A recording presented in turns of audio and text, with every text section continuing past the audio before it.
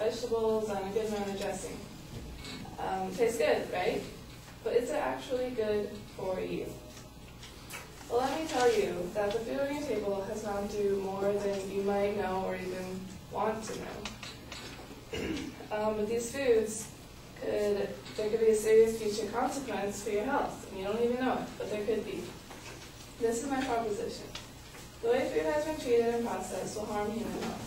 First, I will talk about the way the produce has been enhanced, then the animals their meat comes from, and their health, or lack thereof, and then I will talk about the negative effects consumption will have on your health.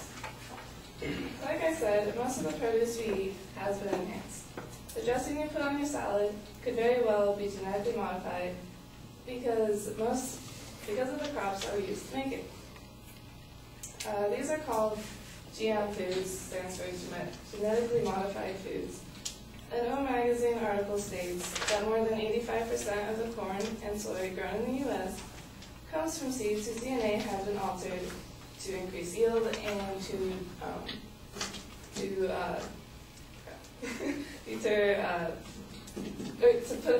pesticide in.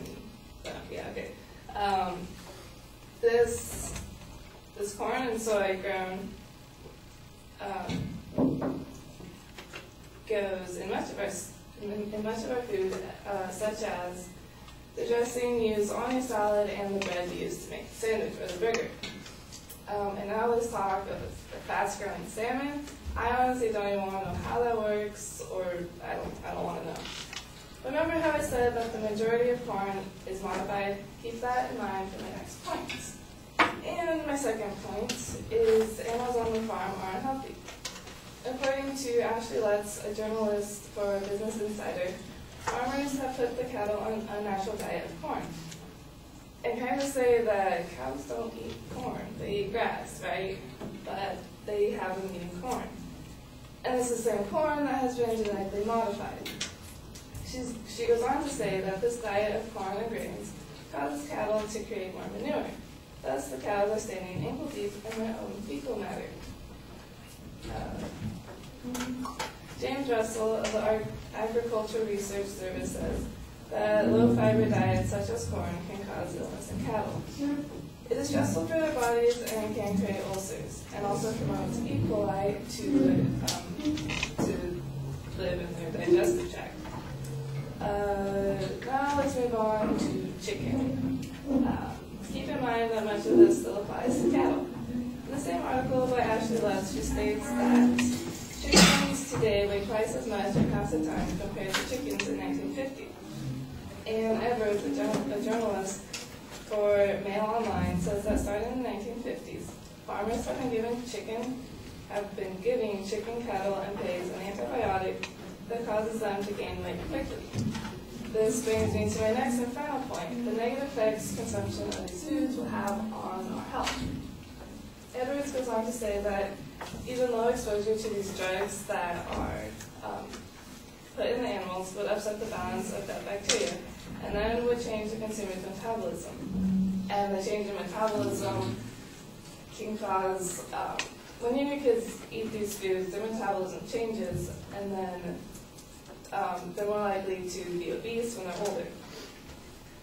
Cows and pigs aren't the only consumers. We are too when we eat their meat. And that could have a major impact on us. This could be a reason for, the same article states that Europe has already banned the use of antibiotic in fattening animals. So why haven't we? Genetically modified foods could also possibly harm our health. Rachel Mount, a writer for O Magazine, wrote that even though GM foods haven't been around for a very long time, tests have been done on animals. And these tests on animals have shown that GM foods could lead to liver and kidney malfunctions, reduced fertility, and again, altered metabolism. On top of that, the antibiotic I talked about and the GM foods could create new allergens because these are new substances.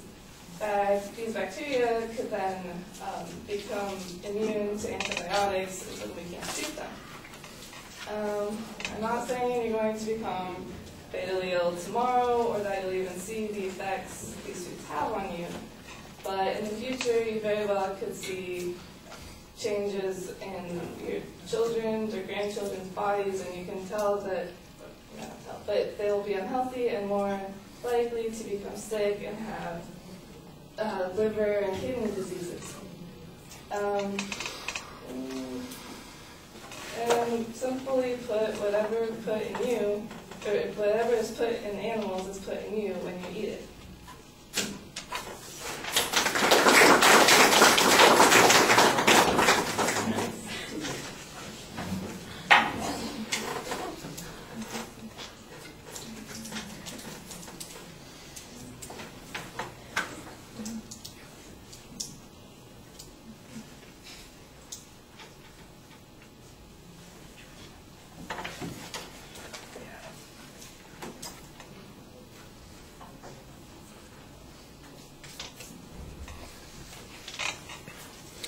Right, the proposition is labeled very clearly at the beginning, and you do lay out the main points as you're speaking.